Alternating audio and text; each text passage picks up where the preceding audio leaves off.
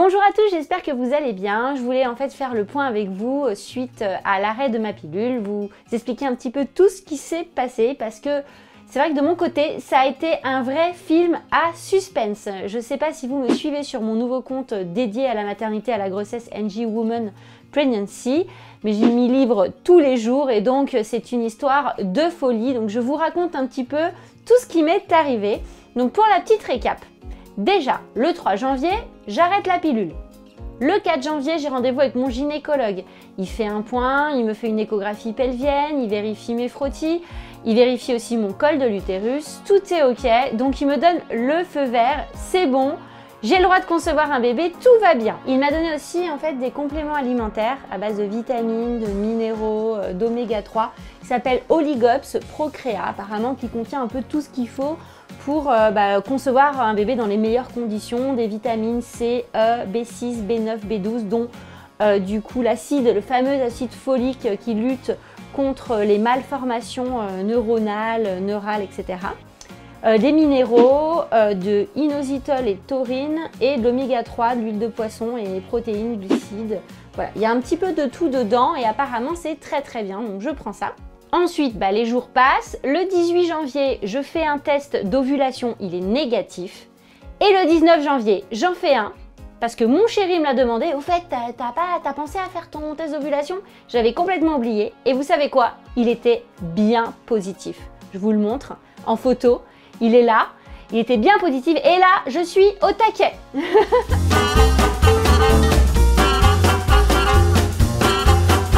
Salut tout le monde, je suis pas venue depuis quelques jours, mais j'étais très occupée. Regardez-moi ça, très occupée. En fait, je suis à J+, je sais plus, c'était le 3, on est le 21, 20, 19, J+18, sans règles, sans rien.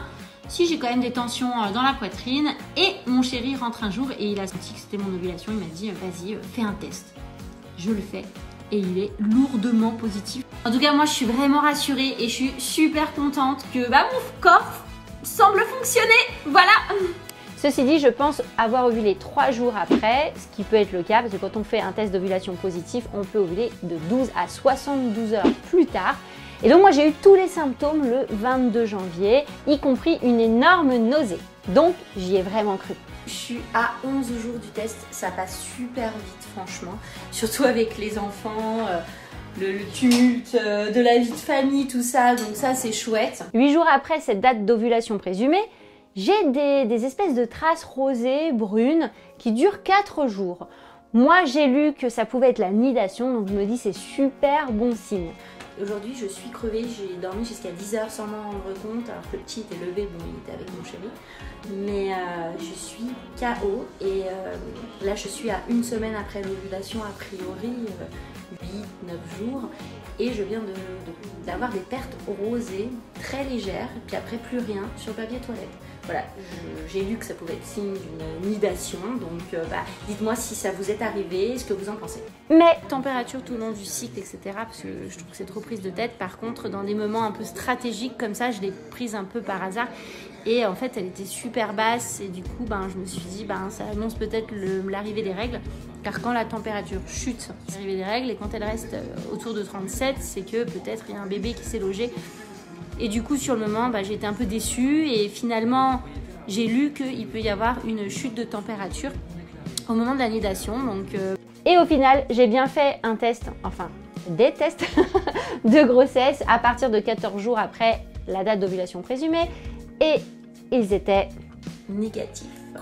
Voilà, du coup, à 5 h du mat, je me suis relevée, j'en ai refait un avec l'urine du matin. Psychopathe girl. Négatif, donc voilà, et là je commence à avoir des douleurs de règles. Alors ok, j'étais un petit peu déçue, voilà, mais je me suis dit ça y est, mon corps s'est remis en route, c'était le premier cycle, on peut pas tomber enceinte comme ça du premier coup par miracle, donc j'ai accepté la situation. Simplement, maintenant j'attendais mes règles pour qu'un nouveau cycle redémarre avec de nouvelles chances, de nouveaux espoirs, mais mes règles ne sont jamais arrivées. Et là on est à 3 semaines après et donc de retard et je n'ai toujours rien. Du coup, j'ai commencé à prendre ma température tous les matins pour savoir où j'en étais dans mon cycle et en fait, elle n'indique pas grand-chose, ni d'ovulation, ni rien du tout. Elle est complètement anarchique.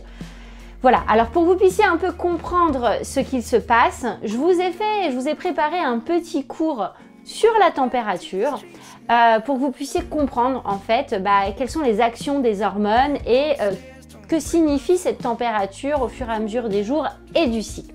Alors, sachez déjà que le corps n'est pas une science exacte. Ce que je vais vous dire, vous raconter, vous expliquer, ça marche la plupart du temps, mais ce n'est pas toujours à la perfection.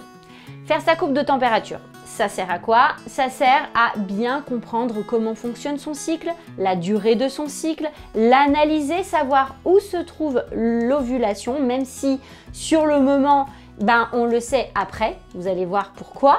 Mais en tout cas, sur plusieurs cycles, ça vous permet d'à peu près savoir où vous vous situez. C'est utile quand on veut tomber enceinte, mais aussi quand on ne veut pas tomber enceinte, du coup, pour éviter les jours un peu à risque. Ou pour ma part, absolument faire des câlins pendant ces jours à risque, même si l'essentiel c'est de s'éclater, prendre du bon temps, du plaisir et ne pas faire l'amour juste pour avoir un bébé. C'est évident. Évidemment, quand on veut un bébé, ça nous permet de savoir quand est-ce qu'on peut faire le test de grossesse et aussi de comprendre un peu mieux les symptômes que l'on ressent pour savoir exactement si c'est plutôt positif, négatif et ce qu'on doit faire. Alors voici une courbe sur un cycle entier. Donc ici, c'est un cycle de 27 jours, mais on est d'accord, on n'a pas toute la même durée du cycle. Moi, j'ai des cycles normalement, je me fie à ce que j'avais il y a 9 ans avant la prise de la pilule. J'avais des cycles qui pouvaient aller de 15 jours à 3 mois. En moyenne, ils étaient entre 33 et 38 jours, 39 jours, ce qui est très très long. Et pour les plus bas, ça peut être 26 jours, 27 jours, un peu comme cette courbe-là. Et donc, vous pouvez voir qu'il y a deux phases que l'on peut dissocier par la différence de température. La première phase s'appelle la phase folliculaire et la seconde phase s'appelle la phase lutéale. Et entre les deux, il y a bien l'ovulation, la fameuse ovulation qu'on attend toutes pour concevoir notre bébé. Donc je vous explique, la phase folliculaire d'abord. Cette phase commence le premier jour des règles. Voilà, on dit que c'est le premier jour de votre cycle et dure en moyenne, entre 14 et 18 jours. Mais pour les femmes qui, comme moi, ont des cycles super longs, c'est là où ça peut être très très long. Parce que la seconde phase dure toujours 14 jours, la phase lutéale. Donc voilà, en fait ce que vous devez comprendre, c'est que chaque petite fille naît avec, dans chaque ovaire, des centaines de milliers de follicules qu'on appelle primordiaux, qui vont en fait maturer pendant ces phases folliculaires et ensuite libérer un ovocyte qui peut être fécondable et donc mener à un petit bébé. Durant cette phase, les femmes ne ressentent pas vraiment de symptômes à part le syndrome prémenstruel, les douleurs menstruelles, c'est-à-dire les fameuses douleurs de règles. Mais dans votre corps, il se passe beaucoup de choses. Votre température, elle, reste stable pendant cette phase. Elle est en dessous de 37, elle varie entre 36,5 et 37. Elle ne dépasse pas 37, mais elle oscille peu. Elle est assez stagnante. En tout cas, elle ne permet pas de distinguer deux plateaux, comme vous voyez sur ces courbes, distincts au niveau des températures. On est sur quelque chose d'à peu près stable ou d'oscillant, mais au même niveau, voilà, général. Évidemment, je vous ai donné la référence de 36,5 de température parce que c'est la moyenne comme d'habitude, mais il y a des femmes qui sont plus hautes et des femmes plus basses. Simplement, il faut vraiment distinguer les deux plateaux, c'est juste ça. Si vous avez un plateau bas à 36,3 et vous avez un plateau haut à 36,7, 36,8, c'est très bien. Il y a deux plateaux, mais voilà, je vous donne une moyenne. Pour pouvoir provoquer la libération de l'ovocyte, le fameux ovocyte fécondable, le corps va sécréter l'hormone de LH en grande quantité dans le corps et c'est d'ailleurs l'hormone qui est détectée sur les tests d'ovulation. Donc quand vous avez un test d'ovulation, vous savez que quelques jours après, quelques heures après, va se produire cette fameuse ovulation et cette sécrétion fait chuter la température. Donc c'est pour ça que sur la courbe, vous voyez cette température baisser. Parfois, elle baisse de temps en temps, etc. Mais ce qui permet de savoir qu'il y a eu l'ovulation, c'est la remontée le lendemain, qui est assez soudaine et qui passe au-dessus de la moyenne générale du premier plateau. Donc ça passe sur un deuxième plateau et là vraiment on sait que l'ovulation est passée. D'ailleurs c'est sous l'effet de la progestérone qui est l'hormone de la phase lutéale. Donc là votre température va cette fois osciller autour de 37 degrés. Alors quand je dis 37 ça peut être 36,8 comme 37,3. Ne vous inquiétez pas, tout dépend d'où vous êtes parti. Si vous êtes parti de 36 ou vous êtes parti de 36,5 ou 36,6. Voilà, donc votre température doit rester pendant 14 jours autour de 37 degrés, en tout cas de ce plateau haut. C'est toujours pareil, il y a des femmes qui ont une phase lutéale de 14 jours et d'autres de 12 jours. C'est entre 12 et 14 jours. Mais si, au-delà de ces 12 à 14 jours, vous avez toujours une température haute, c'est le moment de faire un test de grossesse. Et malheureusement, enfin pour moi en tout cas, si elle chute, ça veut dire que les règles arrivent. Alors moi, je peux pas vous dire combien de fois j'ai cru que mes règles arrivaient avec la température, avec la courbe de température que j'ai. Mais non, non, toujours rien. Il y a aussi des erreurs à éviter, comme le fait de ne pas prendre un thermomètre rectal. Il faut que ce soit plus précis, donc au niveau rectal c'est mieux. Il faut que ce soit avant de se lever le matin et toujours autour de la même heure. C'est pas une heure près, mais normalement, puisque en fonction des heures du lever, vos températures vont varier de toute façon. Si cette courbe n'est pas significative comme la mienne, eh ben, je vous invite à consulter votre médecin, votre gynécologue. Je me questionne du coup, je me demande si ça me fait pas comme il y a 6 ans quand j'ai eu un œuf vide. Sans hormones de grossesse détectables puisqu'il y avait plus rien qui se passait, mais il y avait quand même cet œuf qui m'empêchait de sécréter des ovocytes. Et du coup, ben oui, je me questionne parce que je me dis, est-ce que ça me fait pas comme il y a 6 ans, hein? Est-ce que finalement, comme j'ai eu ce test d'ovulation positif, est-ce que finalement, j'ai pas eu un ovocyte qui a été libéré et fécondé et que c'est resté là sans hormones comme il y a 6 ans, hein? Tous les tests de grossesse étaient négatifs, même la prise de sang, et pourtant j'avais bien un œuf dans le ventre, donc je me dis, est-ce que ça me fait pas pareil et que du coup, ben, tant que j'ai ça dans le ventre, je peux pas tomber enceinte. Bon, je pense que c'est quand même très très rare et que ce serait vraiment bizarre que ça se produise une deuxième fois, mais bon, dans la vie, on ne sait pas. Donc moi, j'ai repris rendez-vous chez mon gynécologue parce que vraiment, tout ça, ça m'inquiète. J'espère que j'ai été très très claire en ce qui concerne la courbe de température. Sachez que la fatigue, le sommeil, les heures de sommeil et un état fébrile peuvent influer sur la température, donc modifier un petit peu cette courbe.